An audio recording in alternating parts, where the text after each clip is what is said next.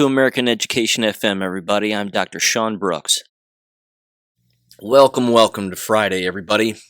Let me get right into this here. I've got two parts to this particular podcast that I want to bring up this episode. And the first, I want to handle, again, some inter-school news and some of the inter-school things that are happening and documents that have been tossed my way that are certainly worth bringing up and analyzing because they are remarkably unfortunate.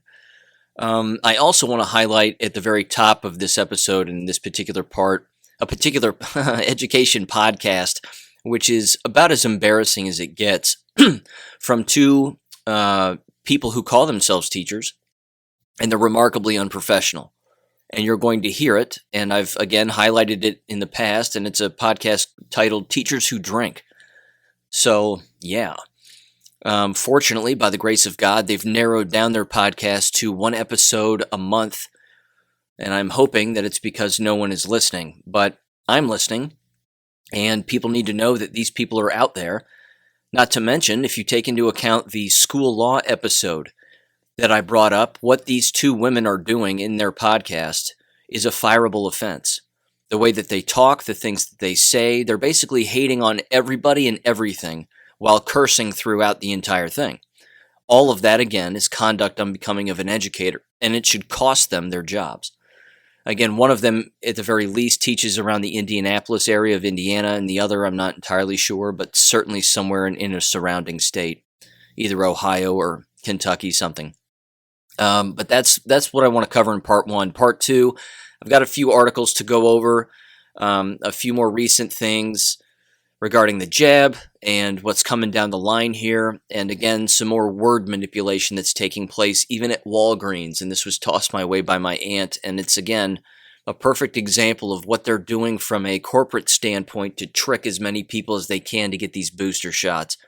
So, with all of that said, I want to toss out this reminder too, because I'm probably going to start doing this a little more often, is my BitChute channel.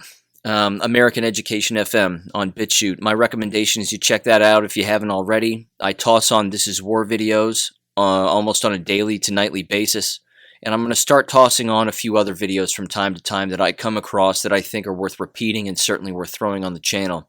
So they might be videos that have popped up on Telegram or popped up other places, but you know, I know not everybody's on Telegram and not everybody's on Gab, and so I'm just trying to use, again, that platform to sort of summarize some material and bring it to people so that they can, you know, pass it on to somebody else maybe and educate themselves and others and make their own decisions. So there you go. But don't forget to check out the BitChute channel as well. Okay. So, teachers who drink. Let's get into this nonsense. Again, I want to play the whole thing. This particular episode is their most recent from September 16th, and it's 13 minutes long. I'm just going to start in, and I'm going to play approximately half of it, but at the end, they just kind of go on this cursing tirade, and again, they just pretty much make fun of countless people, but make sure that you have 911 on speed dial in case you start to taste pennies or smell burnt toast, because listening to these individuals talk is about the hardest thing you're going to have to do. So, with that said, here we go. This is the most recent episode of Teachers Who Drink, which, again, unprofessional title to say the least. These are public school teachers, two females, and the title is Inundation Consternation. Buckle up. I hope you're sitting down, and I hope you're not driving an automobile. Teachers Who Drink is a safe and confidential space for storytelling. All identities are protected. Hello, everybody, and welcome to Teachers Who Drink. I'm Mary B. I'm Annie B. Welcome, y'all. This is our September edition. September edition. Yeah. Yeah. So if you're not familiar, you haven't been listening, we did cut it down. We did change it up to do it just once a month. And just due to, lives, right? Yeah. We've got life. Yeah. That's what's happening. Lives happening. Well, we appreciate feedback from you guys who have been avid listeners of ours for a while.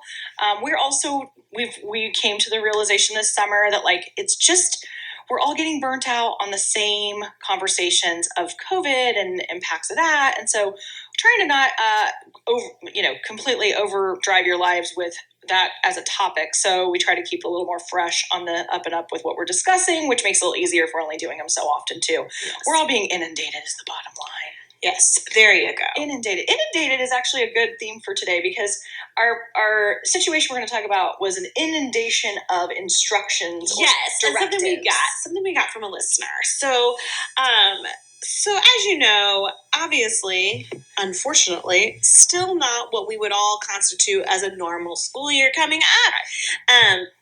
And so we have schools in the area that are like always telling teachers to like be prepared to go online anytime, which I do understand that, like, and I'd say too, by be prepared, let's all be mentally prepared to get ready to do that, and maybe have some stuff there that you're already like, it's an easy transition for when, if you have to do that. And like, just so you know, when you hear the buzzing in the audio, the buzzing is on their end. It's not on my end. It has to do with their recording devices, not mine. Just letting you know. Prepared to get ready to do that, and maybe have some stuff there that you're already like, it's an easy transition for when, if you have to do that. And like, just because to commiserate on what we all know is happening, some places are going so far as to like the moment on a Tuesday at 10:13 when they realize how many close contacts have come into play. Sometimes schools are being dismissed to send multiple classrooms or whole grade levels home. Sometimes they're waiting till the end of the day and then they're saying, starting tomorrow, we're going to be virtual for 2 weeks and such and such. So it's all across the board, but it's like this very impending feeling of A, being ready on a dime for anything that could happen, and B, if you're a logical, think harder, not smarter teacher, you've been using so much more infused lessons with technology anyways because of COVID. So naturally, even if you're in person, you're still bringing that into your classroom to make it an easy transition if it has to happen, right? Yeah. So like we all know, we've got the learning platforms, right? Learning networks like Canvas, Blackboard, all Moodle. Moodle. Remember Moodle? Oh my God, Moodle. Yeah. I remember Moodle. And I think it was such a weird name. I was like, why is it called Moodle? It's so horrible. Maybe because you sounds bad Moodle after Noodle Doodle is what it sounds like to me. Oh, you did a doodle. Like, what's this? And so I was like, oh, I don't like the name of it. But anyway, so I know I'm pretty familiar with Canvas, which is one of those learning platforms, especially for when you do e-learning, and you can definitely have things set up in there pretty easy for people to navigate, but it also can be quickly overwhelming for students because you really got to, and parents, you got to think about that, because if you were to upload everything you're doing for whatever amount of time for a single lesson, it's a lot of stuff. Well, so the other thing too that I find interesting is that you have also some scenarios where the person who's using Canvas is totally putting up every single item that they can of the lesson. And when COVID first hit, especially last fall, when a lot of places were saying, we're going to be virtual until like mid-September, right? And however things play out, we'll figure it out then. A lot of teachers were under really strict guidelines for what they included in their lessons online. And then the funny part was if you actually talked to, like, I knew a few high schoolers in our family, and so we'd have family events and I'd ask them, like, or middle schoolers say, so how's it going now?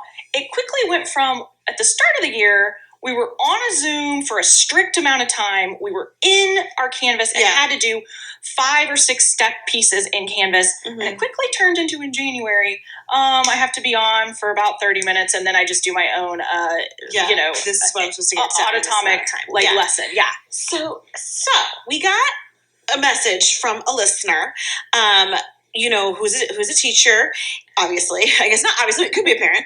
Anyway, it's not. I don't know if we have very many parents who listen. I wish we did have more people who were just parents and not educators. We do. Okay, so this is what I do know we have. We have a listener who's kind of local. He has his own podcast as well. And he just got turned on our podcast because his mom and his sister are both teachers. And so he said that we're in his queue now. Yeah. But he said he really appreciates hearing about this because he's only heard their stories to kind of like have this to back up their lives. It helps him give like a glimpse. Yeah, to like the other teachers in his life were like, oh my God, that's what happens. Yeah. So anyway, so as we all know, and I think on the podcast we've talked before too about like the parents who were like, we're going on vacation for a week. So if you could just give us the lesson plan, the assignments for next week, that'd be great. And we'll have him do them over the vacation. Okay, while we're in Disneyland. Fuck you. You're not doing that, and I'm not getting that for you. So anyway, this district got a directive from higher ups who we have insider information that this person who has provided this directive is has never been a teacher. Right. Like, has not never formerly actually an in-classroom person that had boots on the ground as a teacher making lesson plans. Which is just interesting because I think it goes back to that comment of the parents who've never taught a day in their lives to be like, can you give me all the assignments for next week? Right. Exactly. No, I can't. I don't have those made. I don't even know what they are. Yeah. So anyway, so the directive has been for everyone, for all teachers, to stay at least 2 weeks ahead on Canvas and have everything ready to go 2 weeks ahead of dated time. and day by day. So it's not just and for the it's week just of. kind of like, Okay. Yikes. First of all, I'm going to skip toward the end here, but I'm going to just bring up a couple of things. If you can get past their complete inability to speak the English language, which is very difficult to do. It's very difficult to not pay attention to that. They actually do say a couple of really interesting things that are worth sort of breaking down here. First of all, they continue to make fun of everybody, which you've probably already heard. They make fun of administration, they make fun of parents, they make fun of students, they make fun of their fellow coworkers. No one has it figured out but them. And that's essentially the approach that they take the entire time.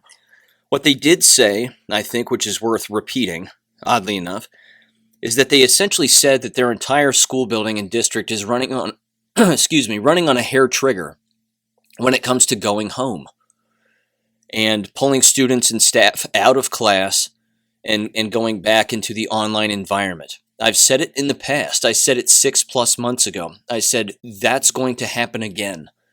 And that's essentially what they're saying. They're saying that they're consistently being told face-to-face and over email that you need to be prepared to pull the plug on your classroom teaching in the brick-and-mortar building and go back to home online learning. So keep that in mind. They also openly admitted that teachers got lazier and lazier as time went on. That the instruction again started to be very, very strict, and then all of a sudden it just became remarkably lax. Not unusual. I saw that happen 1 year ago when I was homeschooling my niece and nephew. Same exact thing. They also openly admitted that they don't plan anything in advance. And then in the middle of the episode, which I'm going to skip just for time's sake, is they end up using a cooking analogy as to why they don't plan in advance and why their lessons change on a dime. And they essentially said again, if a parent asks for lessons in advance, it's impossible for them to do that because they plan day to day. They don't even plan week to week. If you're a school teacher, you should have a consistent plan of what you're teaching when. I was at least 2 to 3 weeks in advance. I knew exactly what I was going to do. Not to mention, if you've already done it for an entire year, basically, whether it be the same grade level or same subject, you should have that all calendared out anyway. You should have those lessons already ready to go and calendared out. So this business of a parent asking a question, hey, can you give me these lessons in advance, or at least, shoot a PowerPoint presentation my way or whatever, and the teacher looks back at them and goes, no, I can't do that. I don't plan that far in advance. That's an incompetent teacher. It really is that simple. And I've advocated again in the past that when this entire thing hit the fan, it was inevitable that you were going to have teachers that just don't have websites. And if they don't have websites built, then parents can't communicate with them and students can't communicate with them about what's being taught, if something is due or not, whatever assignments may be handed out, whatever it is. So if a teacher just has a website, all the teacher would have to do is look to the parent and say, reference the website, it's all right there, you can click on this particular day, and this is what I'd like them to read, or this is what I'd like them to write, or this is what I would like them to watch and listen to, and then maybe write something about that.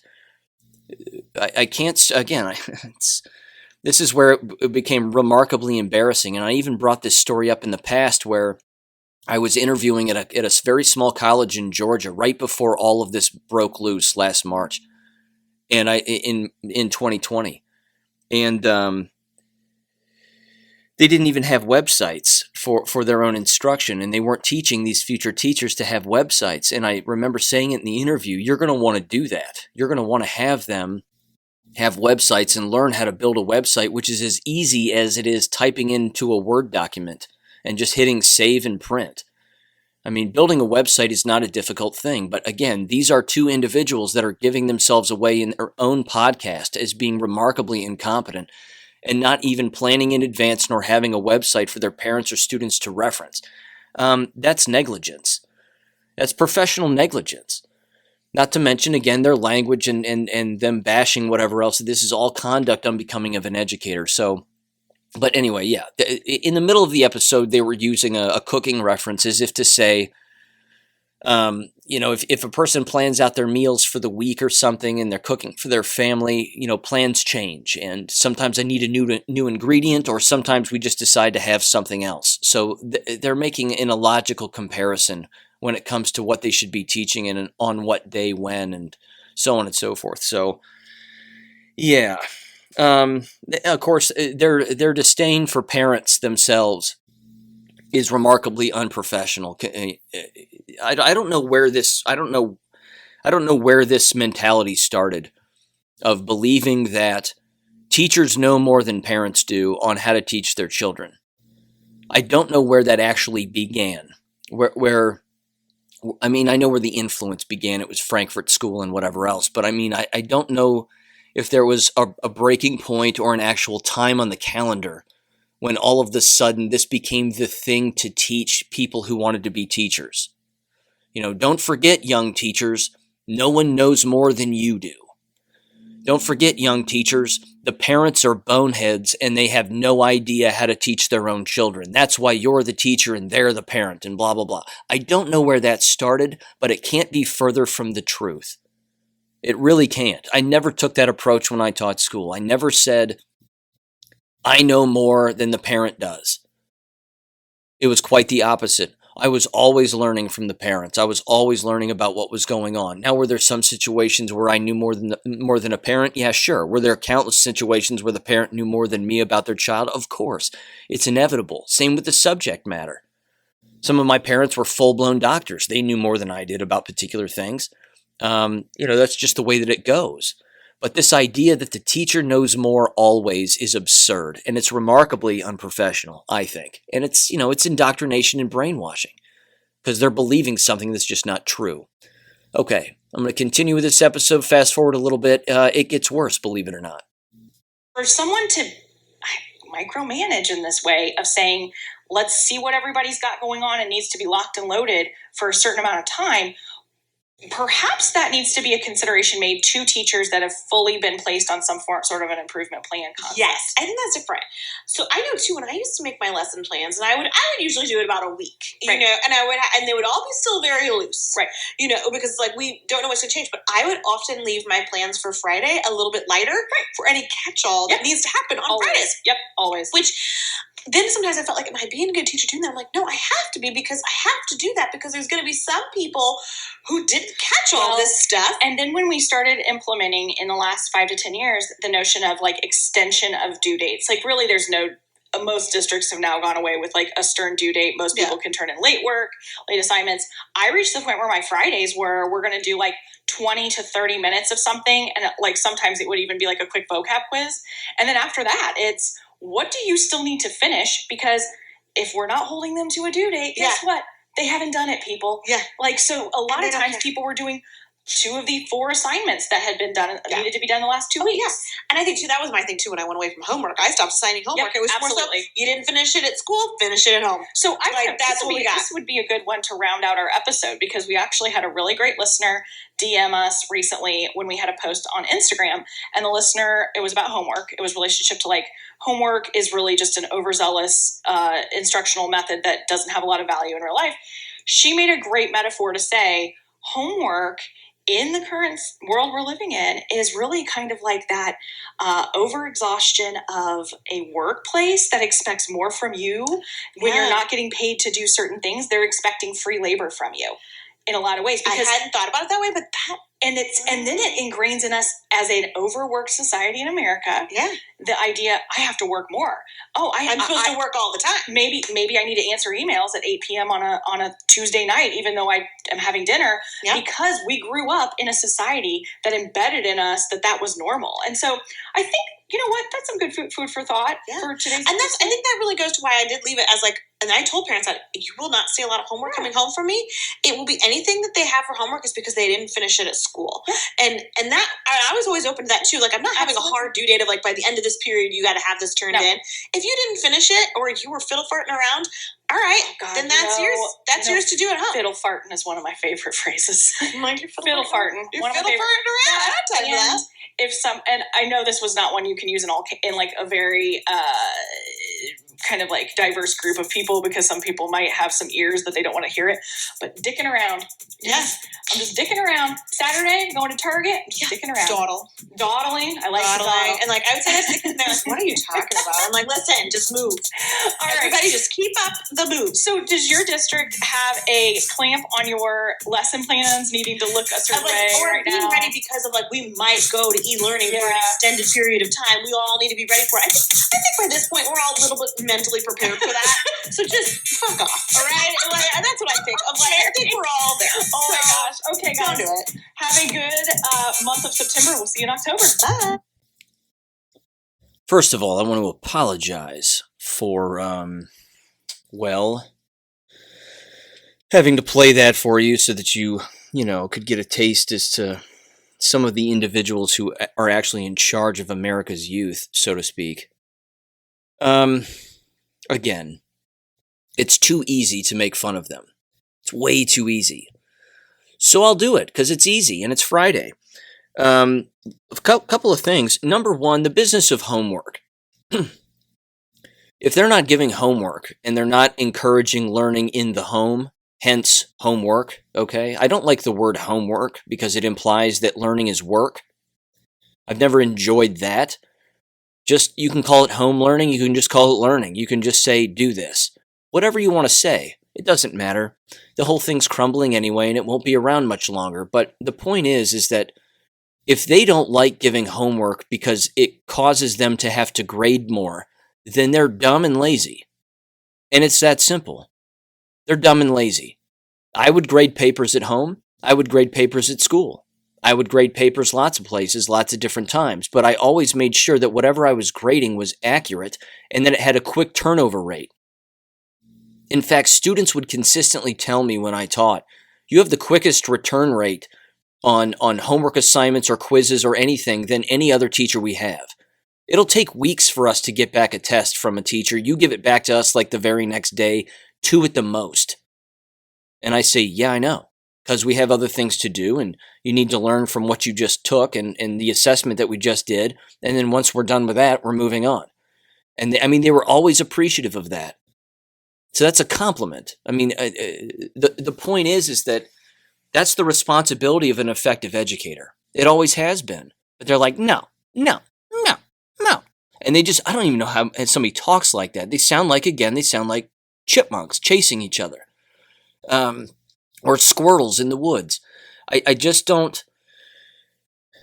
They're just dumb and lazy. That's my summary of these two. I occasionally will just tune into them just to get a taste as to where their mind is on particular issues. But like I said earlier, if you can get past their cursing and you can get past their ineptitude, if that's a word, and if you can get past the fact that it's evident that they don't read English, because again, the way that they speak is indicative of the fact that they don't read English out of a book. Because no one talks that way. Real literate people don't speak that way. They just don't. This meow, meow, meow, meow, meow, back and forth. Again, I don't know what to say. Someone married that. Someone sleeps next to that. I can't, I don't get it. And I'm sure there are dudes out there that talk that way too. Sorry. You need to read more. Just read more. That's all. And then you'll actually learn the English language. But again, overall summary of what they're saying is that if you can get past the nonsense of the way that they speak, they actually highlight a couple of things that are really going on in their district, which is interesting. That's number one. Number two, everything that they do and or say in their podcast is a fireable offense. They should be unemployed.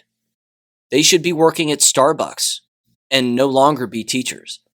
Again, to have a podcast called Teachers Who Drink, have that be allowed and then have them speak the way that they're speaking on their podcast, I'm sorry. It's a fireable offense from multiple different angles. And again, if most school districts knew that they had a podcast, in particular the districts that they work for, there's no way that they would be employed. They might give them a warning at first and say, delete your podcast immediately now. This is your first warning. This will be your last. If you speak this way publicly ever again, you're going to lose your job. And then we're going to investigate, and then we're going to shoot that investigation straight to the state level, and they'll put sanctions, or they'll strangle your teaching certificate. That's standard procedure. And that should certainly happen with these two. Is it going to? I don't think so. That episode was indicative of the fact that no one's gotten to them yet. So, yeah. Listen to those podcasts often enough. Again, you're going to find out where they live, where they teach, what their first and last names are. And anybody could call and complain. I'm not going to do that. I want to keep listening to their nonsense, frankly, because it's embarrassing. And they are a complete embarrassment. So there you have it. When you have people who can't speak English fluently teaching children about particular things and speaking that way in a classroom setting, I'm sorry, that's not helping anything. It's making the situation a whole lot worse.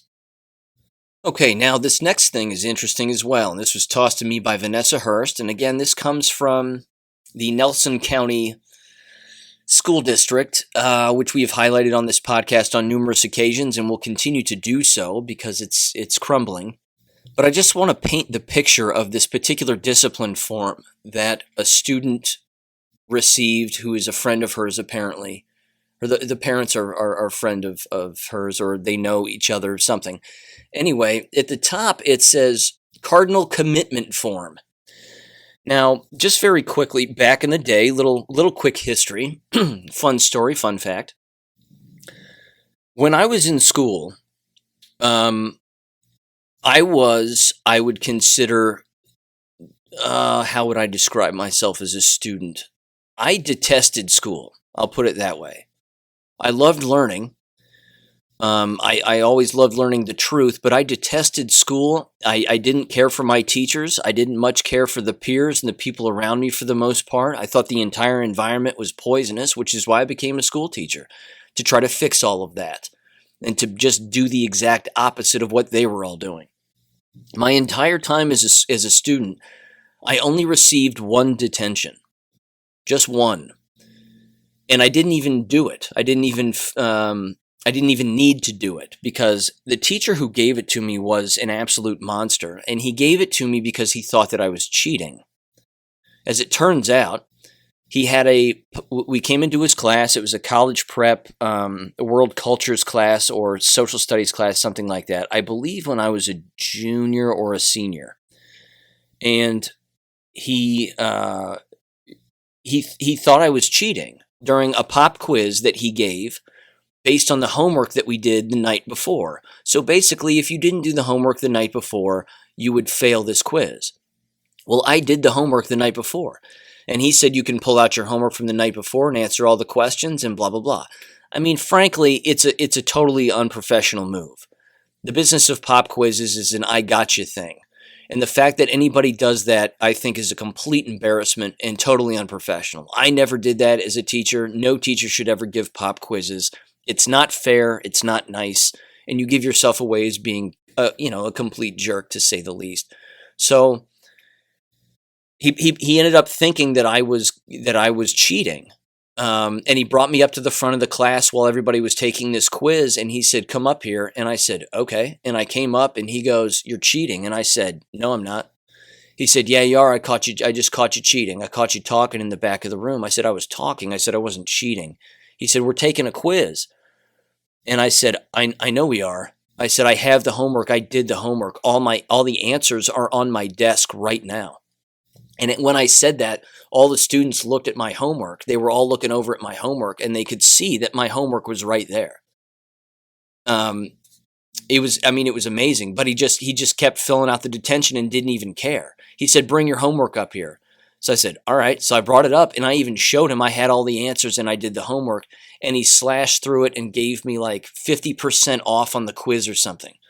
So instead of an 100%, which is what it would have been, he gave me an F, a 50%. So he ends up saying that he's going to, what did he say? He said he was going to write me a detention for cheating. Now, as it turns out, he was breaking his own policy because a detention for cheating wasn't the punishment. The punishment, as far as his codes of conduct were concerned, he was supposed to give me a 0, not a 50%, but a 0, and then not give me a detention, but actually call home and tell the parents and do all of this. He didn't do any of that. He didn't even fill out the detention form. He just handed it to me and told me to sign it, and I told him I wasn't going to sign it. And then he said, well, you don't have to. I'll fill it out, and you'll have to do it anyway. And I said, okay. I said, I'm not cheating, so what exactly are you writing me up for? I mean, this was the most public confrontation at the time I had ever had with any teacher ever.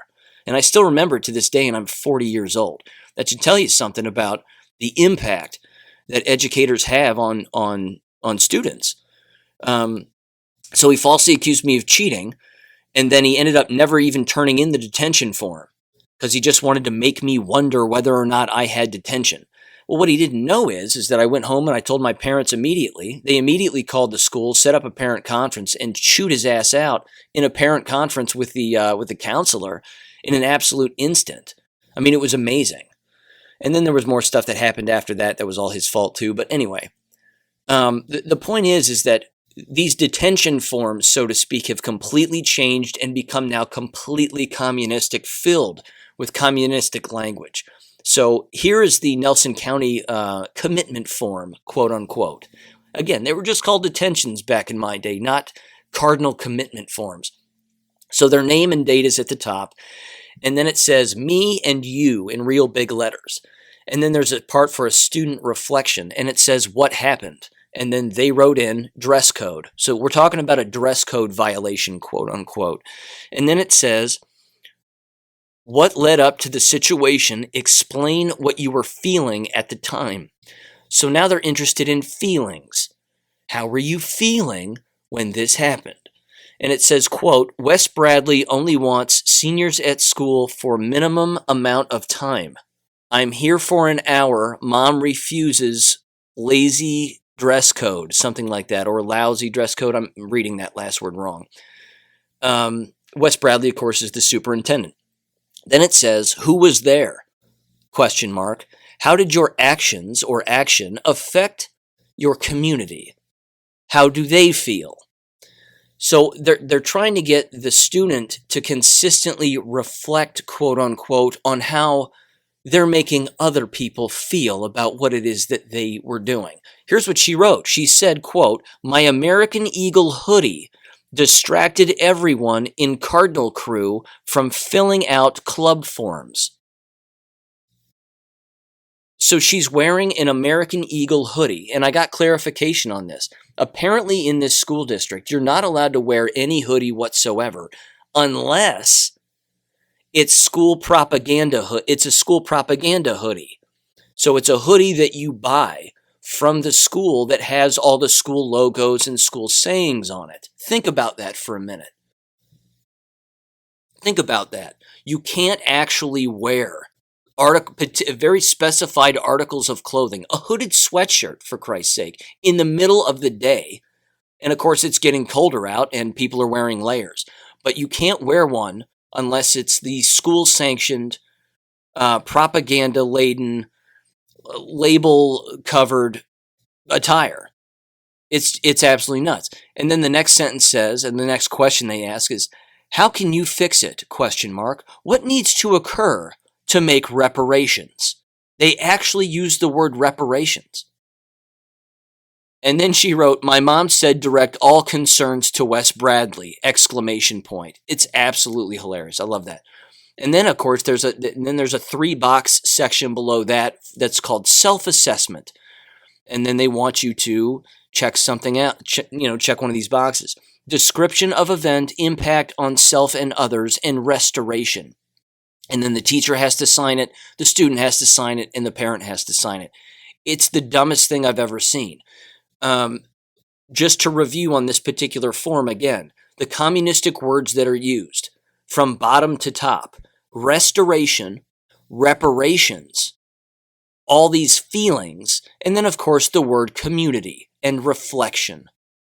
It's just nonsense. If somebody got in trouble back in the day, it was for something that actually mattered. I mean, it was for something that was actually serious. You punch this person in the face, you're gone. You're suspended. You brought drugs to school, you're suspended. If you cheated, that was either detention or not. Not where I was anyway, not where I grew up anyway. But the point is that the policies are different for different people. But here, they're actually telling you that you cannot wear a basic article of clothing that countless people wear that's completely appropriate, but because it doesn't have the school logos written all over it, it's inappropriate. That's where we are now as a society in these schools. That's what's going on. That's deemed the important issue. Now, with that aside, but still in the exact same kind of vein, I was also tossed this by one of my local school insiders. And this particular story, and she's been telling me about this for quite some time and sending me pictures, and now it made its way to the local Miami University student paper. And it's titled this, Talawanda High School Students Rewrite Dress Code. So, very quickly, she's referred to this group of girls within the local high school where I live as sort of the Antifa girls. They go around school, there's a ringleader, they're shouting their opinions everywhere else, and then they write messages on Post-it notes, and then they litter the school with these Post-it notes, trying to persuade people to think a particular way or do particular things. Some of that can be effective, most of it's not, but in this particular case, it's kind of a combination of both. And then, of course, the administrative response is the worst response you could possibly imagine, because what you're doing is you're acquiescing to the students' demands. And then the inmates end up running the asylum. So what they're doing, here's an example of one of the notes that's at the top of this article. It says, quote, and this was written by one of the girls and then taped somewhere. It says, we go to a school where the length of our shorts and thickness of our straps is more important than our education, ? And then it says, preach, ! So here's the article. It says, quote, after feeling fed up with dress code and inconsistencies and punishments allotted according to body type, again, keep in mind, it's a university newspaper, so it always has this just ridiculous left slant. It continues, a group of girls at Talawanda High School decided that it was time for things to change. The young woman put up posters in the hallways and stuck Post-it notes on paper towel dispensers, mirrors, and lockers bearing messages like, we go to school for blah, blah, blah. And instead of shaming people for their bodies at school, teach people that others are not sexual objects. And then it says, Haley Wright, a senior at Talawanda High School, has been the main student organizer opposing the district's dress code. She said the situation escalated after another student started removing their messages. Quote, we kept putting them back up and they kept being taken down. So eventually it got out of hand and they began to write on the walls with Sharpie, which is not at all what we intended or wanted, she said. The school hadn't really said much about it except for readdressing the existing dress code. And then, of course, it's vandalism, which means they should be suspended. They should be charged with a crime because vandalism is a crime. Doesn't matter where it happens. And then they should be forced to clean it up. They should be fined, court fined. There should be... It's disorderly conduct and vandalism. Again, we're talking about serious misdemeanors here. Vandalism, of course, can carry heavier punishments. But this is the problem when you have these kinds of behaviors occurring in a school, and yet the judicial system doesn't actually get a hold of these people, and actual criminal charges aren't pressed against these people. If that were to happen in all schools, you would have less vandalism, less crime in school buildings. But they act as their own police departments, and that's when everything caves in. Now, here's where this really caved in. Holly Moorish, the Talawanda's Director of Communication and Public Relations, wrote in an email to the Miami student that she supported the students' movements. Quote, Empowering people is a strong theme in our school district, and I think communication around student needs and concerns is very important, Morris wrote. Quote, "It's critical that students have opportunities to use their voices and be understood and heard. I think the opportunity for students to weigh in on the dress code is a great learning opportunity for everyone involved. And as young people that will be emerging into an adult world soon, this is a great practice for the future. I think this will be an exercise in respectful dialogue, negotiation, and how to communicate effectively regarding issues that are close to our students' hearts. Blah, blah, blah, blah, blah." So again, the adult in the situation, the adult administrator, is allowing this to happen, cutting excuses for their illegal behavior and letting them get away with it. What do they actually think is going to happen in the future? Which, by the way, if they did any of those things in the quote-unquote real world, as she loves to reference apparently, vandalism, as I just said, is a crime. If you don't dress appropriately for a workplace, you get fired.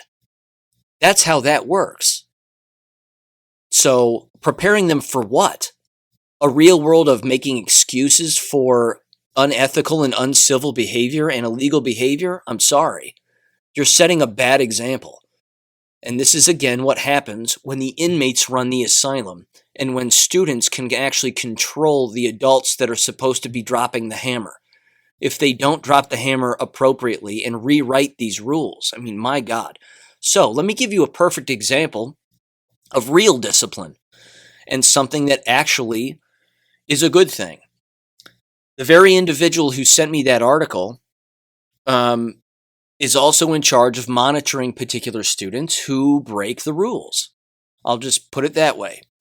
And this one particular individual, again, one of these other students, I should say, found their way under the supervision of this particular instructor, and their mother sent this particular student who stole money, $35 from their mother. So they ended up sending the student to school with a Bible. And they told the student all day long and it wasn't the teachers telling the student this, it was the parent telling the student to do this during school, during suspension or wherever they were, that they needed to copy down 35 Bible quotes and then memorize them. See, that's real discipline. And of the individuals that I worked with in the past, those were the kinds of things that they would have students do who got in trouble. They wouldn't have them fill out these nonsense reflection communistic cards about how did everybody feel in the situation. And there certainly weren't administrators back where I was that would make excuses for this kind of behavior and say the things like, maybe we just need to talk and communicate better with these students and see what's really bothering them, why they felt the need to write their messages on Sharpie marker on the tiles in the bathrooms and blah, blah, blah. It wasn't any of this negotiation. It was, you do this because I told you to do it. You do this because you have to do this.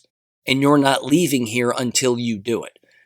That right there is discipline. That's exactly what's supposed to happen. Because again, a lack of discipline and a lack of following through on discipline when you're older and an adult, and you're doing this with someone who is younger, is only going to lead to an undisciplined child who becomes an undisciplined adult. It really is that simple. With no discipline as a minor and as a youth, they will become an undisciplined adult. I've said it in the past. What is it? An adult baby. They just become an adult baby. That's what ends up happening. So again, or, they end up being a lawbreaker because there's no discipline and they're not thinking and they don't become a critical thinker because, there was no discipline when they were younger. So the list is really endless when it comes to the ramifications of what happens when there's no discipline. So there's that. And thank you both again for both of those. They tied together perfectly. And it really is, again, more examples of the dumbing down of American education and making excuses for behavior. And even it's just, they're two perfect examples on opposite ends of the spectrum. The Miami article and then the Nelson County Discipline Forum.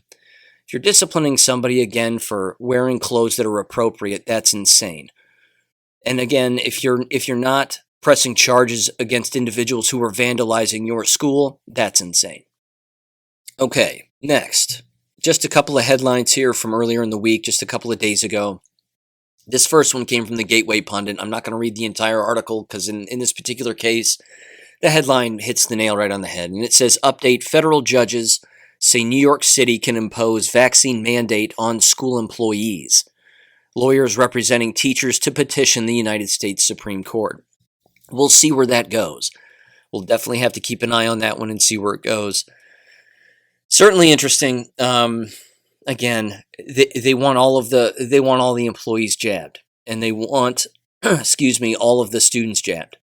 So one of the things that I've brought up on Gab, and I think it's kind of interesting, in particular given the fact that we're at war, is they're really hitting the coastal states very hard with these mandates. And that the adults get jabbed in all lines of work. And that the students get jabbed in all schools. Why would that be?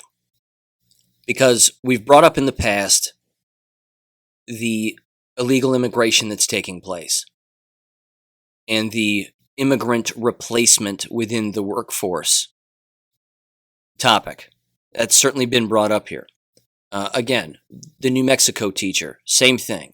You have foreigners being school teachers where American teachers don't want to be teachers. So they hire foreigners and they bring them in from the Philippines or South American countries and XYZ. And I've worked with some of those individuals in the past too when I taught in Florida. They couldn't speak a lick of English, but there they were. And they didn't last very long because of the parental complaints. So I just find it interesting, again, from a battlefield warfare kind of place, that this is happening big time within coastal states. I think there's way more nefarious things at play here, but I wanted to bring that up. Here's another one. This comes from the expose.uk, and it's titled, Investigation, Deaths Among Teenagers Have Increased by 47% in the UK since they started getting the COVID-19 vaccine, according to official ONS data. In fact, if you listen closely enough to these politicians, that's exactly what they're saying. They're now openly admitting it, that the hospitals are filled with the jabbed, and that the jabbed are the ones that are coming down with COVID in droves and in just massive numbers as opposed to the unjabbed. We've known this for months and months and months. This isn't new to us, but there's no hiding it now. I mean, there really isn't. And it's just becoming more and more blatantly obvious. Here's the next one. And this this comes from governmentjobs.com. And I think it's /Washington State /whatever. It's the Washington Department of Health website under their job opportunities. Again, not making this up, I put this out on Gab. It's a job opportunity that is titled Isolation and Quarantine Team Consultants. And you can make $3,294 to $4,286 every month. And then it says the location is Lewis County, Washington, Department of Health, full-time to non-permanent. And then closing is just continuous, benefits, questions, etc., etc. They're setting up quarantine camps, ladies and gentlemen, in Washington State, and they're hiring people now to basically monitor these quarantine camps. I'm not making this up. This is actually happening. This is a real thing. This is actually going on. And an excellent patriot who communicates with me on a regular basis on Gab brought this question up. They basically said, how many illegals are they going to hire for these positions? And I thought, yeah, how many? I bet it's a bunch. Of course, they're going to hire Americans as well and American citizens, but goodness gracious. You have an entire state now in the United States setting up quarantine camps and paying a boatload of money for people to work there and monitor these camps and basically do whatever they're told to do. Now, you know they have to be masked and they have to be jabbed to probably work there. At least that's what they're telling people. But it's absolutely horrific. Okay, couple more things. Number one, just sort of broadly, Pfizer is rushing the jab for children 5 to 11. They're speeding it up. It's getting even faster. And they're saying either by today, Friday, or by next week, they'll have something approved potentially for ages 5 to 11. I can't stress it enough. You've got to get on the horn and on the phone, and with countless people here, if they have children and you suspect that they're going to be jabbing their children, because parents will, and then they're going to wonder why their children are dead, or they're going to wonder why their children have all of these adverse reactions and all these horrific side effects, and then they're going to wonder why their children can't have children when they get older. So it's not a secret, but that's the next biggest push, because again, we know that they want the children, and they've always wanted them. Again, I highlighted this in the compilation book series, The Storm, that I put together, which again is available on my website if you're interested. There are still some paperbacks available on Amazon. But thousands and thousands and thousands of Americans were contributing to that. And I was pulling all of these comments and these stories and these trains of thought from endless Americans and people around the world. And one of the first things in the very first volume that was consistently brought up on these anonymous online chat boards on the internet, again, was just, they're coming for the kids. And we've known this for a very long time. They're never going to stop with adults. They want to burn the candle at both ends. And the faster that these Satanists can do that, the better for them, the worse for us, unless, of course, we know what's coming. So, here's the last thing I wanted to bring up, but it's, again, in the same vein. And my aunt sent me this, and it's 100% incredible because it's just blatant propaganda and word manipulation and word misusage from a corporate standpoint, which is going to trick countless people. It's an entire Walgreens ad, and I'm going to read the entire thing from top to bottom and describe it. So, Walgreens, you've seen their logo, it's in red. And then it says this in a purple box with a black female doctor wearing a white lab coat, and it says COVID-19 update. CDC approves Pfizer-BioNTech booster vaccine for some. Here's what you need to know. Do you see the word? Do you hear the word manipulation there? First of all, the CDC doesn't approve shots for anybody. That's not what they get to do. They're a private entity, they're a criminal entity, but they don't get to approve anything for anybody. That's the FDA. Now, the FDA is equally as guilty in these crimes against humanity as anybody else. But for someone to say, well, the CDC approved it, so I guess that means it's okay for me, someone's going to read that and believe it. And then they're going to get their jab. And then it says, for some, approves for the booster vaccine for some. Of course, it's not a vaccine. But again, it causes the individual to walk up, the adult, the brain dead sheep will walk up and say, well, who's some? Can I get one? I want one. And then they get it. And then they fall over dead and they wonder why. So it says, again, here's what you need to know. So let's see what we need to know. Let's see what Walgreens tells us. Who is eligible and when? Check mark. It says, quote, the CDC recommends a booster dose for fully vaccinated people who received their second dose of Pfizer-BioNTech COVID-19 vaccine at least 6 months ago. Healthy and eligible requirements include ages 65 and up, long-term care facility residents ages 18 and up. That means, again, all nurses. Oh my God. It says individuals aged 50 to 64 with underlying medical conditions. Individuals ages 18 to 49 with underlying medical conditions based on individual benefit and risk. And then it says individuals aged 18 to 64 who are at an increased risk of COVID-19 exposure and transmission because of occupational or institutional setting, such as healthcare and essential workers, based on individual benefit and risk. Point being, they want to kill the sick. They want to kill the elderly. That's what this is. It's a kill program. It's a depopulation program. It can't get any more blatant. And they want teachers jabbed because they are considered to be the quote unquote, what did they call them? Essential. I saw a post earlier that said they wanted all the essential workers. Yeah, healthcare and essential workers. So if you're around a lot of people, they want you to get these jabs.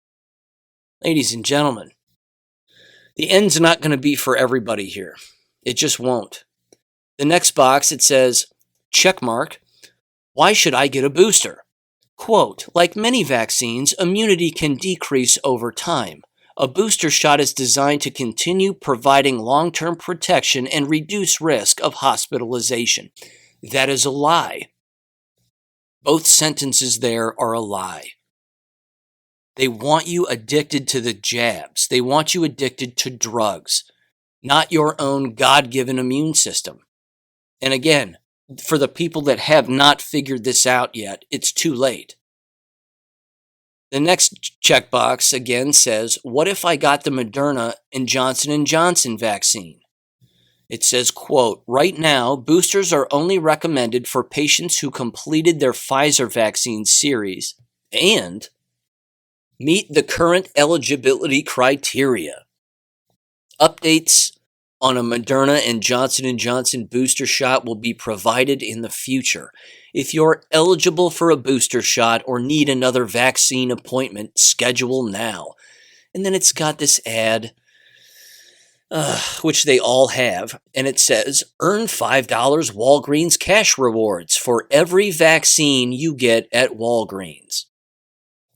Your vaccination destination. Save a trip. Get your free COVID-19 and flu vaccines in one visit. That's right. Jab yourself to the bone in one visit with poison that doesn't work and is intended to kill you. But you'll get $5 off of any purchase there. I don't know what else to say. It's in our faces all the time, constantly. So much so, in fact, I'm going to wrap up the episode with this. Drove around the university campus the other day, did a little recon. I like to do some reconnaissance trips, count some heads, put my eyes on particular things and see what's going on. The lack of students on Miami University's campus is astounding. It's astounding. Now, I've heard that there's lots of students at Miami University, in particular in their freshman class. I don't know about that because, again, it doesn't pass the eye test. When I'm walking, I don't walk around, but when I'm driving around the campus and I'm looking around, I'm seeing so few students, it's blatantly obvious, not to mention the parking spaces that are available. When I went to school here, there were students everywhere, all the time. Thousands and thousands and thousands out and about all the time. And I've made these observations at multiple times a day, different times. So it's not just, right at the beginning of when a class might be scheduled, but in between classes, because those times haven't really changed. They're all generally the same. There's an 8:30 class, there's a 10 class, there's a noon class, and then a few classes in between and so on and so forth through the afternoon. But it doesn't matter the time. When you're driving around, you can see countless students walking around, not seeing them. There are students walking around, but it's in the hundreds. It's in the maybe few hundreds max. It used to be in the thousands. And some of them are wearing masks and most aren't. Came across one interesting thing. It was a professor wearing a mask. He's standing in the road and his students are sitting on the curb. And there were only 5 students there. Now, I don't know the entire context of the class, but it was clearly a graduate student or somebody teaching a class. And the students looked totally disinterested, like they hated the person, couldn't stand the class, couldn't stand what was going on. And the dude was just kind of riffing and he's just talking and whatever else. And I'm saying to myself, first of all, take the mask off. Second of all, can't you see the looks on the faces of these students? They clearly hate you. And then thirdly, do you only have 5 students? Because again, regardless of the course and regardless of the major, at the very least, my college classes had 25 students in them each. And almost, again, it didn't matter the major, all the way up to like 200 students in a lecture course. The numbers aren't there. That's the point. The numbers aren't there. And Miami University, again, is just one campus, and they're all over the place that are mandating the jabs until November, I believe. November's when everybody, if you're going to be here, you have to be jabbed. It's crumbling, ladies and gentlemen, and it's about to fall right in front of our eyes. So head on a swivel, keep paying attention to what's going on. Remember, next week they're coming for the kids with these jabs. And more public schools are going to start demanding, K-12 public schools are going to start demanding that the jabs be mandatory for students to attend these schools. You'd better start looking things up and making preparations to pull your children out. I'm telling you, I'm not the only person on this wavelength. I know that. I'm not the only person saying this or thinking this. But it's coming, so keep that in mind. God bless. Have a great weekend. Don't forget to check out the BitChute channel from time to time, and we'll talk Monday. Take care. Thank you for listening to American Education FM. Make sure and check out AmericanEducationFM.com for more information. Take care, and God bless.